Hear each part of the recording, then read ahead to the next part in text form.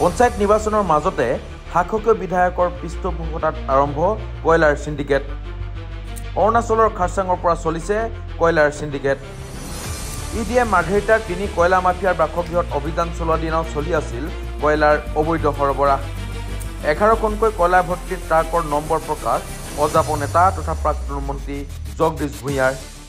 ৰাজ্যত অব্যাহত আছে পঞ্চায়ত নিৰ্বাচনৰ ব্যস্ততা। সকলো ৰাজনৈতিক নেতা কৰ্মী ব্যস্ত নিৰ্বাচনী প্ৰচাৰ চলোৱাত। তাৰ সমান্তৰালভাৱে তিনিচুকীয়াৰ শাসকীয় দলৰ এজন বিধায়ক ব্যস্ত কয়লাৰ সিন্ডিকেট চলোৱাত। এই অভিযোগ অসম জাতীয় পৰিষদৰ সাধাৰণ সম্পাদক তথা প্ৰাক্তন মন্ত্ৰী জগদীশ ভূঞাৰ। সংবাদ মাধ্যমৰ আগত দিয়া ভাষ্য অনুসৰি সমগ্ৰ দেশৰ লগতে বিশ্বক জোকাৰি যোৱা পেহেলগ্ৰাম আক্ৰমণৰ ঘটনাৰ প্ৰতিক্ৰিয়া হৈ আছে। তাৰ বিপৰীতে কিন্তু এছাম কয়লা চোৰৰ লগতে সিন্ডিকেট মাফিয়াই চলাই গৈছে কয়লাৰ অবৈধ ব্যৱসায়। শেহতীয়াকৈ বুধবাৰে মাৰ্ঘেৰিটাৰ কুখ্যাত কয়লা মাফিয়াৰ ৰাজপ্ৰসাদ সদৃশ বাসগৃহত ইডিয়ে অভিযান চলায়। সেই দিনটোতো চলিছিল অবৈধ কয়লাৰ সৰবৰাহ।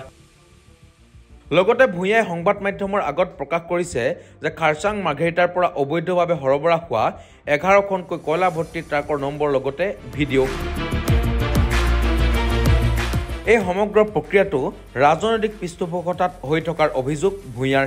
দিছপুৰৰ প্ৰত্যক্ষ নিৰ্দেশৰ বাবেই বন বিভাগৰ লগতে আৰক্ষী প্ৰশাসনে এইসমূহ বাহনৰ ওপৰত বিহিত ব্যৱস্থা গ্ৰহণ নকৰাৰ অভিযোগ অজাপ নেতাগৰাকীৰ।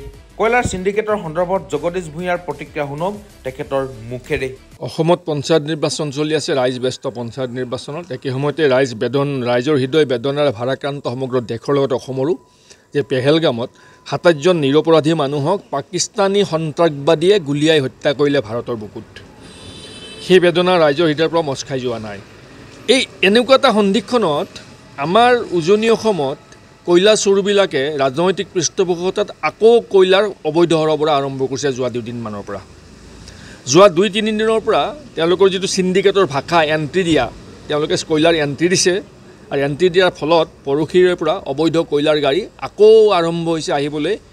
লিডু মাৰ্ঘেৰিটা হৈ কয়লা গাড়ীবোৰ আহিবলৈ আৰম্ভ কৰিছে। গতিকে ৰাজনৈতিক পৃষ্ঠপোষকতাত ৰাজনৈতিক নেতাবিলাকৰ কিমান নিৰ্লজ্জ হ'ব লাগিব যে দেশত পেহেলগামৰ দৰে নিচিনা ঘটনাই সমগ্ৰ দেশৰ সাৰ্বভৌমত্বৰ ওপৰত ভাবুকি সৃষ্টি কৰিছে, ভাৰতীয় মানুহৰ আত্মসন্মান আঘাত কৰিছে।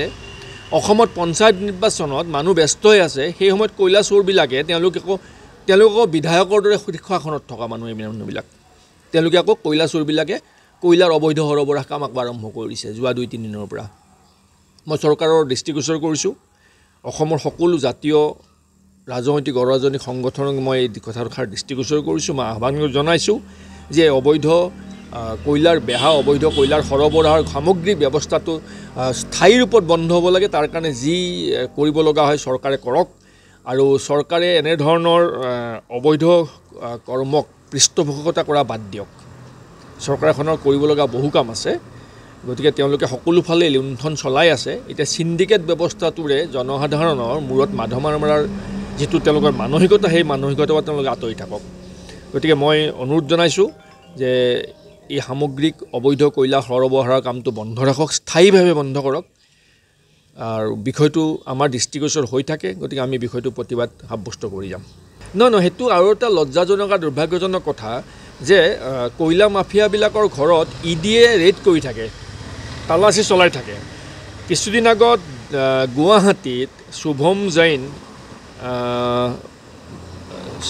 সুনীল বানচাল আৰু প্ৰিন্স জৈন বুলি 3জনৰ ব্যৱসায়িক প্ৰতিষ্ঠানত তালাচী চলাইছিল। বহু শ কোটি টকা GST ফাঁকি দিয়া বুলি GST তালাচী চলাইছিল, GST ঘোষণা কৰিছিল, ধৰা পৰিছিল। এজন গ্ৰেপ্তাৰ হৈছিল। কিন্তু গ্ৰেপ্তাৰ হোৱাৰ পাছতো এই কয়লা চোৰবিলাক ইমানেই নিলাজ যে তেওঁলোকে গ্ৰেপ্তাৰ হোৱাৰ দিনাখনেও কিন্তু তেওঁলোকৰ অবৈধ কাম কাজবোৰ চলাই থাকে। যোৱা 2 দিনৰ আগত লিডু মাৰ্ঘেৰিটাৰ বিখ্যাত কয়লা মাফিয়া 3জন বিখ্যাত কয়লা মাফিয়া কয়লা চোৰ বি গণেশ, গোবিন্দ চেত্ৰী আৰু সুশীল গুৰুং, এই 3জনৰ বাসগৃহতো এইবাৰ ইডিয়ে তালাচী চলাইছে। এতিয়া লজ্জাজনক কথা এইটোৱেই যে ইডি আৰু GST বিভাগে কয়লা চোৰবিলাকৰ ঘৰত তালাচী চলাই তেওঁলোকে গম পায় যে তেওঁলোকে ৰাজহ ফাঁকি দিছে, তেওঁলোকে অবৈধ কাম কৰি আছে, কিন্তু এই কথাটো অসম পুলিচে গম নাপায়, অসমৰ প্ৰশাসনে গম নাপায়, অসম চৰকাৰে গম নাপায়, এই কথাটো বিশ্বাসযোগ্য হয় জানো?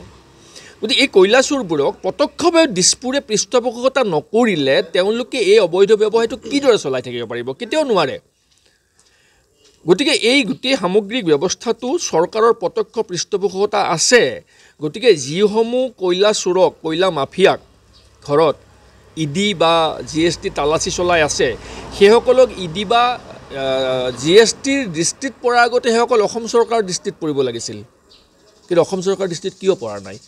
চাৰিওফালে আৰক্ষী থাকে, জিলা প্ৰশাসন থাকে, পৰিবহণ বিভাগ থাকে, কিন্তু তাৰ মাজত অবৈধ 20 টন যাব লগা গাড়ীখনত 50 টন কয়লা অভাৰলোড দি যেতিয়া অসমৰ ঘাইপথেৰে পাৰ হৈ গৈ থাকে, কোনো আৰক্ষীক আৰু গাড়ী নৰখায়, তাতোকে দুৰ্ভাগ্যজনক কথা কি হ'ব পাৰে? তাৰমানে তেওঁলোকৰ প্ৰত্যক্ষ নিৰ্দেশনা দিছপুৰৰ পৰা আছে যে এই গাড়ীবোৰ ৰখাব নালাগে, কাৰণ সেই টকাৰ ভাগ পায় সকলোৱে।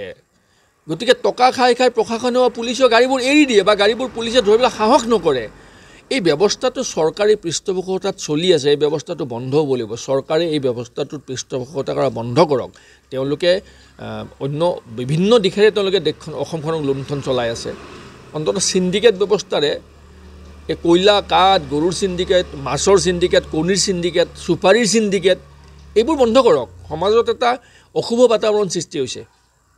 গতিকে মই ভাবোঁ যে চৰকাৰৰ দৃষ্টিগোচৰ নোহোৱা বিষয়বিলাক GST বা EDৰ দৃষ্টিলৈ আহে, আৰু ED বা GSTৰ গোটেই ব্যৱস্থাটোত দোষীবিলাকে বহুত বেছি কিবা শাস্তি পায় তেনেকুৱা কথাও নহয়। তেওঁলোকক ৰেইড কৰে, তেওঁলোকৰ বিৰুদ্ধে তেওঁলোকে ফাইন কৰে, আৰু তাৰপিছত তেওঁলোকে আকৌ একেটা ধৰণে ব্যৱসায় চলাই আছে।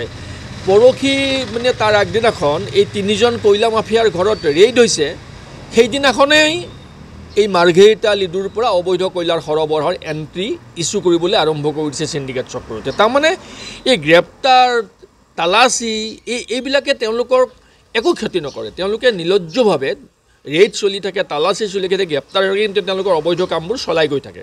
গতিকে চৰকাৰে অতি কঠোৰভাৱে এই ব্যৱস্থাটো বন্ধ কৰিব লাগিব, বন্ধ কৰাৰ বাবে আগ্ৰহ কৰিব লাগিব, আৰু প্ৰশাসন যন্ত্ৰক বন্ধ কৰিবৰ বাবে নিৰ্দেশ দিব লাগিব। পৰিবহণ বিভাগ, আৰক্ষী বিভাগ, জিলা প্ৰশাসন সকলোৱে মৌন, কাৰণ দিছপুৰৰ প্ৰত্যক্ষ নিৰ্দেশনাতে চিণ্ডিকেট চলি আছে অসমত।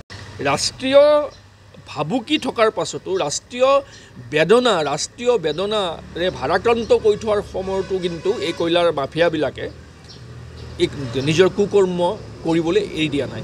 কিমান নীলাজ হ'ব লাগিব এই মানুহবিলাক।